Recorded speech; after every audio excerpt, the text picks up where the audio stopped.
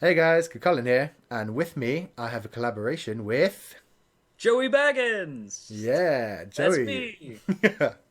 Joey is awesome. He's a better reviewer than Oh, me. He even has characters and nonsense. stuff. I have a really stupid plot that hasn't begun yet. He has a really funny plot and a very funny character. Oh, thank you, man. That's And one nice. of my female friends is totally in love with him, but I'm not going to tell him that because that'll just inflate his ego. Really? Kinda. Yay, go me. Hello, female friend. And this is a recommendation for Danna, Nani Itteiru season 1, which is an awesome anime. Decided on this because we'd both seen it, and Joey does review for it every week in Anime Minute, which is awesome. You should definitely check that out. Yeah, I'm like, you have like a real great channel here, and I'm happy just to actually be on the channel. So this is Thanks, really man. cool, and we're both reviewing a friggin' show that we're both very, very interested in. Yeah, a show that pretty much everyone loves if they like anime. Exactly. And I think that's the interesting thing is like I hate to say it, but I can kind of relate to like every character on the show. I think I can relate to every character except for Destiny Fucker. Who's that one again? Who? The really super otaku who's continuously being targeted by the Trap brother. Oh, him. Oh, Miki. Yeah. Oh my god. Okay. Okay. Well, we got to start with Hajime and Kaoru first for sure. Yeah, Um Hajime is amazing. Like Hajime yes. is Hajime is perfect. he's every otaku cranked up to infinity. It's fantastic. The worst thing is I know otaku that are more otaku than him, but he's just Because pretty much the epitome, like the average kind of super otaku. The one who knows exactly. everything. Yeah.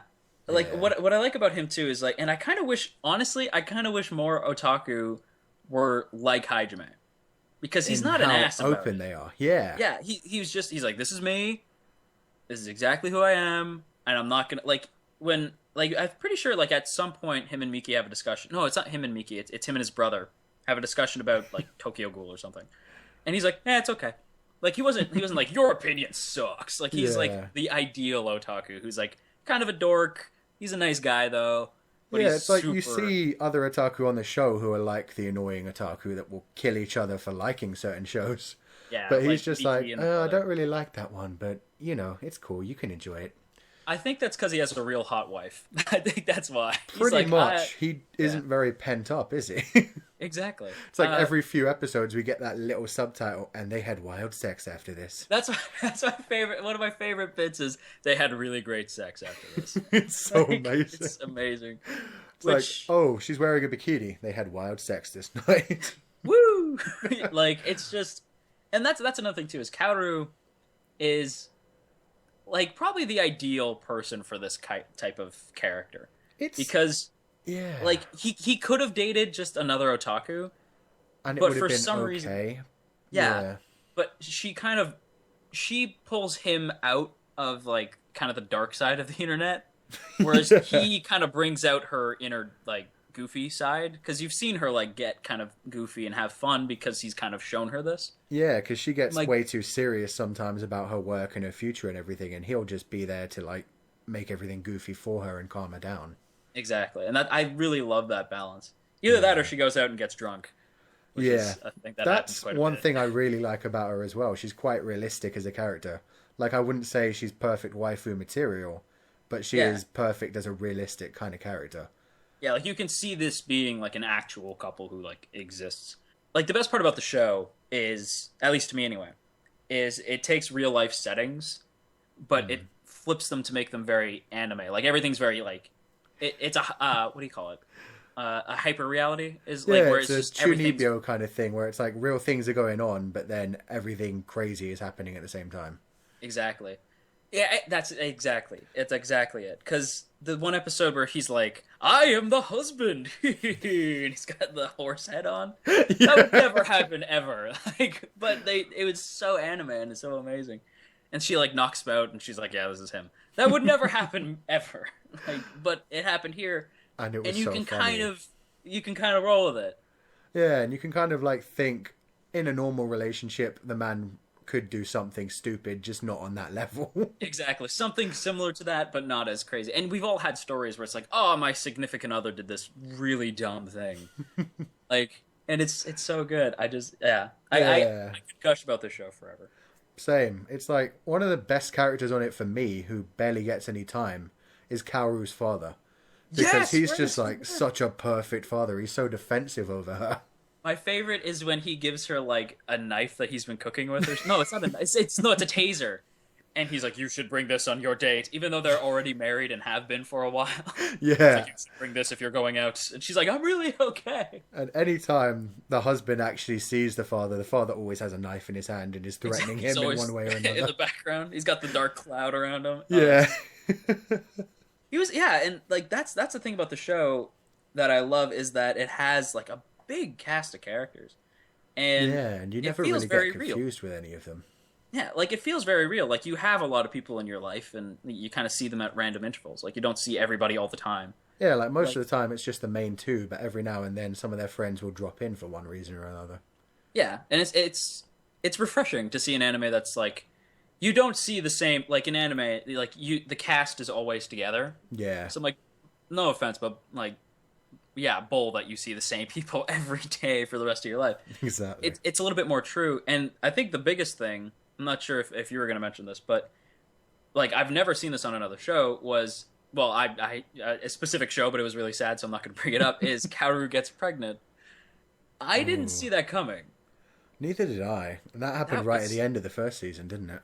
Yeah, and it ended on such this note where they were like, "Oh, maybe she's like, I don't think I'm having the kid. Like, I think it was something to do where she's like, I'm not feeling sick anymore." Yeah. But then they took the test, and she was.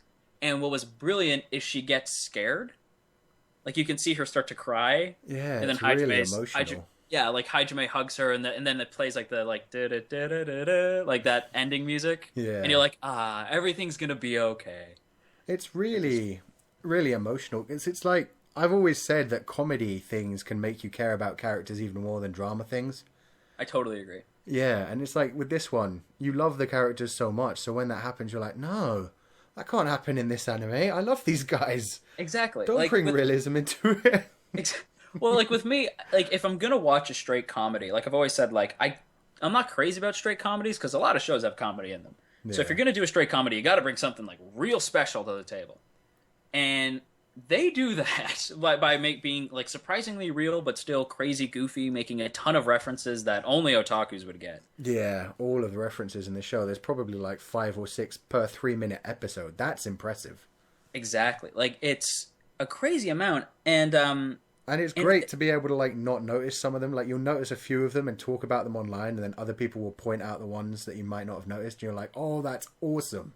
It's a show that definitely begs rewatching, like going back. And the best thing about the show is it somehow manages to pack all that in 3-minute episodes. Yeah. That's amazing. like you feel like they go back past way too quickly, but then if you do watch the whole, like I've marathoned the whole season 1 just to watch it in one 24-minute thing. And that can work, but if they did that for 12 episodes of 24 minutes, it would probably just go on for a bit too long. Exactly. I feel like it's a show that works perfectly within its time frame. Yeah. And it's amazing. Like they fit all this character and like story and like just even the animation, like for like times where it's just kind of still. It's still like great imagery.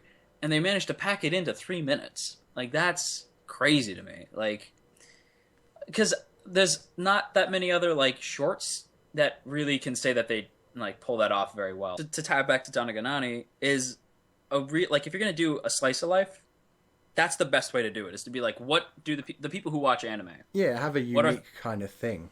Yeah, like how do they live their lives? Can we try to turn this slice of life and kind of make it relatable to them? Which is why I think a lot of sports anime work. Like you got to make it relatable, and I think you've got to give them something that they really enjoy in that slice of life. And Danna ga Nani has both the otaku side and the normal person kind of side, like the normal person who works 9 to 5. It's the kind of show that I was able to show my girlfriend and be like, you remind me of Kaoru, because she has no idea what I'm saying. Exactly. And you somehow put up with it, which I love. Exactly. Which is, ironically, the English title is I Can't Understand What My Husband Is Saying. Exactly. Haha. Only we're not married. I Not just yet. want that known. Girlfriend who might be watching this, I am aware we are not married. Please don't draw This was strange not a conclusions. proposal either. Don't worry. Yes. Please don't look at me like that. This wasn't Also the worst ignore- proposal ever. Also, please, yeah, exactly. Watching this later, just sitting on a knee. That's not happening. It's took a dark turn. But yeah. Oh. So, yeah, great show. I can't stress enough how much I want like the world to watch this show. Because anyone who's watched anime should really check this show out and see how much they'll enjoy it or not. It is pretty amazing how you can show it to people who have like never seen anime. The best thing Like about that is, if you're an anime fan who has friends who aren't anime, they'll look at it and think of you. Exactly. As Your Hajime. Hajime. Yeah, exactly. It's like, oh my god, I remember you making this exact reference. You said this thing once. You're like, I know. Or like, well, and what makes it like I was gonna say is the references are there for if you're quick enough to catch them. So if you're an they otaku, don't, like, slow them down for you. You have to actually pay attention and catch them. exactly. So if you're an otaku or even just like a big fan, you're able to catch the references. So you might actually get more enjoyment out of it. But even if you don't, like, there's been references that I had no idea that like we were saying earlier, like I had to go online later and be like, oh, I didn't even catch that. Yeah, there were a couple of episodes where I didn't think there were any references, and it turned out it was just all 80s anime. Some of the stuff that I hadn't watched. Exactly. And then I'm like, oh, well, I still enjoyed it. It was still a bunch of fun seeing all the craziness. Which is why I feel like you could not be like you could show it to people who aren't anime fans and they could still be like, this is hilarious. Yeah, they'll still enjoy the comedy. They won't get the references. The references just make it even better for otaku. It's kind of like the Avengers kind of movies where the fans of the comic books will be able to pick out things and say, oh, I know what's coming next, and it makes it even better for them. Exactly. But people who haven't seen it and know about that will still enjoy it. Yeah, like it'll just go over their heads. They'll be like, "Oh, that was interesting." Whereas like comic book fans, like, "Oh my god!" Like it's identical. That's actually a great analogy. Yeah, that's perfect. Yeah. Came back to the fact that we'd been talking for about 2 hours before we actually recorded this. We were talking about the Avengers and comics and pretty much everything. Podcast coming soon. We should do a podcast. We should have recorded that. Oh, we really should, because we've been talking for 2 hours and we still haven't shut up somehow. New anime podcast. Well, that's, I think, about all we have to say on that. I just want to say thanks for having me on the channel, and thanks for having me in this review. Thank you, and I will be on Joey's channel doing one clip of Any Minute. Be sure to check that out as well. Links will be in the description. It was amazing. It was so much fun, especially since it was done much in. There was just about nothing to talk about, so I just went insane. It was really funny to watch you like piece everything together. I was like, I was just like mentally making notes in my head. I was so happy. I'm like, oh, someone else could do the 1 minute review.